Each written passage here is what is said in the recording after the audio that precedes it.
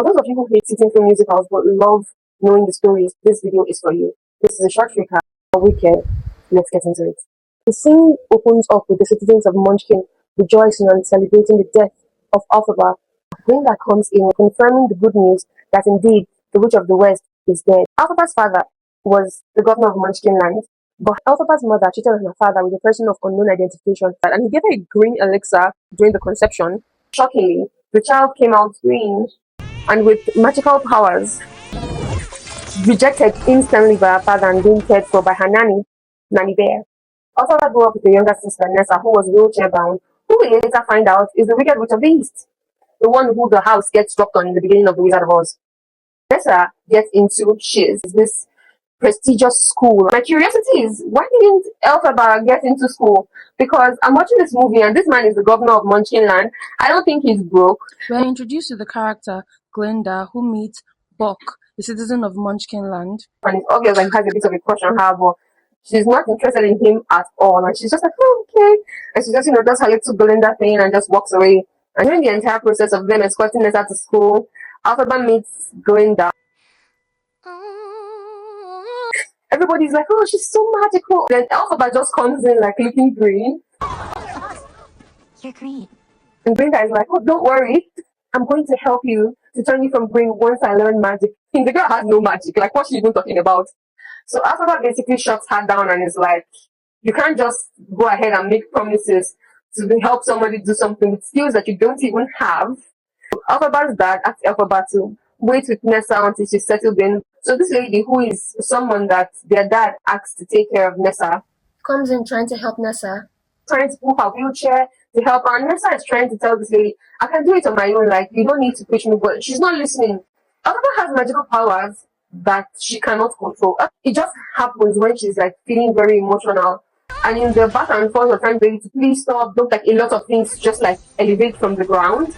Madame Marble, magic teacher, she actually has weather magic. And so she comes in, and when Elphaba makes that entire thing, she's like, oh, that was me showing you what just the tip of something that could happen here. She's all like, yeah, thank you so much. That was stunning. Oh, she doesn't really see people that have magical abilities a lot. So when she sees someone like Elphaba, she's like super excited, like she's latching on, like, let me teach you magic. Glinda, sorry, I've been calling her Glinda, but her name is actually Glinda. So Glinda, who wants to learn magic as well, sees Madame Marble and walks up to her and she's like, oh my god, I love you so much, I love to take your classes, blah blah blah. And Madame Marble is like, sorry, but these are for people who already have magical powers. I'm just going to teach them what to do with it. So Glinda has nothing basically magical about her except her personality. Because Elphaba isn't enrolled, Madame Marble asks if there was somebody that was willing to take Elphaba in. And Glinda, not hearing anything that was said, raises her hand in excitement to talk to Madame Marble. Madame Marble was like, thank you so much for agreeing to take this lovely girl in. And Glinda is like, huh? And that's how Glinda and Elphaba become roommates. Madame Marble then tells Elphaba that the wizard might make you his magic grand vizier. Elphaba is like so excited. She's fantasizing about how amazing the wizard is. And after a while, the wizard will just look at me and be like, make sure you want to be green. Maybe I can change it to your actual color. The animals in this story can talk, they can understand, they can read. Their lecturer comes in, who is a literal goat. Comes in and he's trying to pronounce like Glinda's name and calling her Glinda because he can't say Glinda. And Glinda is being like an asshole about it and being like, it's Glinda. And he's like, I can't pronounce your name because I'm a goat and I don't have front teeth. And so it comes out as Glinda. Literally. Miss Glinda. While Professor Dilliman was teaching, this happened, which was pretty much a continuation of the discrimination that animals have been facing at Oz. The animals were having a meeting about what they are going to do, and some of them were like, oh, they're going to run away. Elphaba walks into that meeting by mistake, and she interacts with them. She sort of understands the gravity of what's going on. On her way out, she bumps into Fiyero, who is going to Shiz for the first time. No, I did not eat grass as a child. You didn't, I did. And yes, I have always been green. And the defensiveness, is that a recent development? She's just sort of being sharp towards him, and it's a weird meeting, and he's just left wondering. And then Fiyero meets Glinda. And so they flirt in a very handsome, very beautiful way. So we have to flirt, right? He proposes that they throw a dance at Shiz. And everyone is so excited, dancing to life. During the dance sequence in the cafeteria, Buck, the munchkin, asks Glinda to the outdoors. And Glinda is like, no, you know what? I think this girl is a better fit for you. And sends them off to Nessa. And Buck is looking there like, Okay, Glinda is getting ready. They see like this really pointy hat amongst Glinda's things, and they're like, "What are you doing with this hat?" And she's like, "Oh, her grandmother gave her this hideous, hideous hat, and she couldn't give it out because she doesn't hate anybody that much." And then they're like, "Or do you?" Turns out she does. She hates Elphaba that much, and she gives Elphaba the hat. Elphaba sees this as such a kind gesture because Nessa also pointed out to her that, oh, she did this wonderful thing for me, and I've had a crush on this guy, and she helped me get him. Not realizing that Glinda is a queen of passive aggression. So because Elphaba was so happy that Glinda did such a nice thing for her and both her and Nessa, she went ahead to tell Madame Marble that, oh, Glinda is amazing. If you don't put her in your class, I'm not going to be in your class as well. Madame Marble basically runs over to Glinda to tell her, yeah, you'll be in the class. And Elphaba has no fashion sense in their world. She doesn't know that the hat is ugly. So she takes the hat and she puts the hat on, so does, and she walks in looking like a monster. And she comes in with her hat and her black dress, and she's like, the music stops. I think Elphaba is so brave. The way she moved slowly, I'm sure in her mind she's thinking, I can't just go back right now. It's going to be worse. I have to move forward. And she started dancing, which I found really weird because I don't know where she got. Maybe if there's something in the book and you read the book, please let me know in the comment section down below. If I'm going there feeling really bad, say, oh, I feel really bad. Is like, oh, it's not like it's your fault. Later, we all know it's Glinda's fault. And Glinda does the thing that takes me to just burn my eyes out. And Glinda walks towards Elphaba. I interpret it as not, just her sympathizing, but also apologizing for the thing that she did. And when she, made that move forward to dance with Elphaba, and I cried. And I think that was the first time in Elphaba's life that she got really accepted. And I want you to understand how powerful this scene is because Nessa Rose, Elphaba's sister, was right there in the audience and did nothing. After that was over, they sort of became best friends. Sorry, Glinda sang about making Elphaba popular, dressing her up, making her cute, which she kind of did because in the next scene, you see Elphaba's like outfits, having her tossers, on the road, and Fiora sees her like, okay, what's going on? And so, the next scene is Elphaba and Glinda in class, which this is where like the real story of the movie kicks in.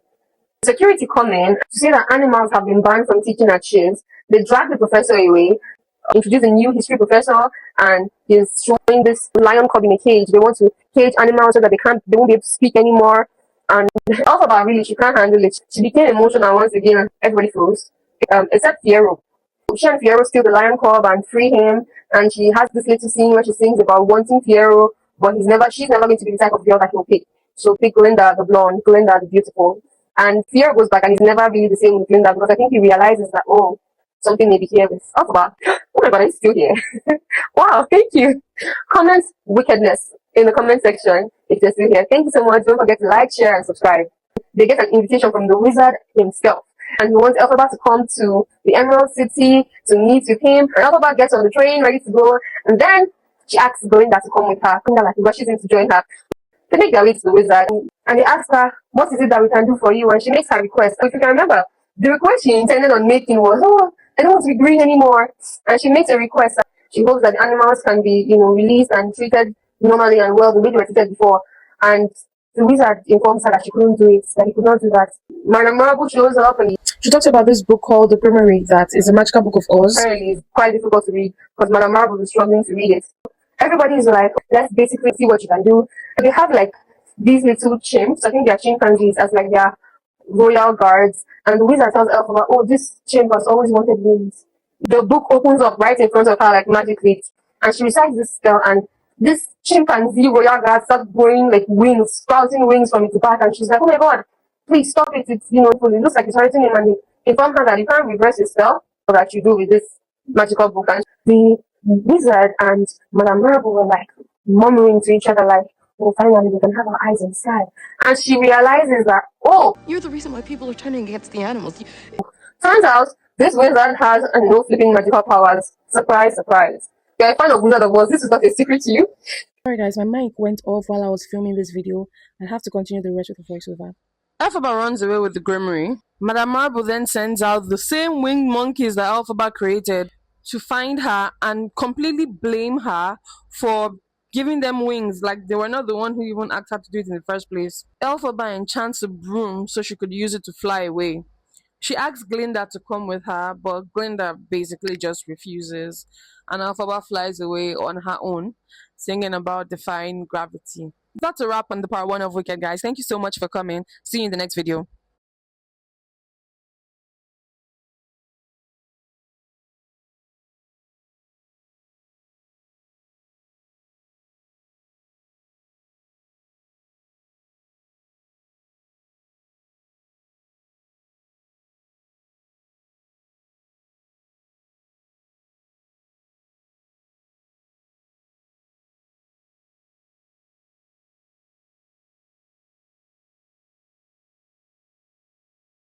She gives her a cape to cover herself from cold, and Elphaba flies away while singing, "If you care to find me, look to the western sky."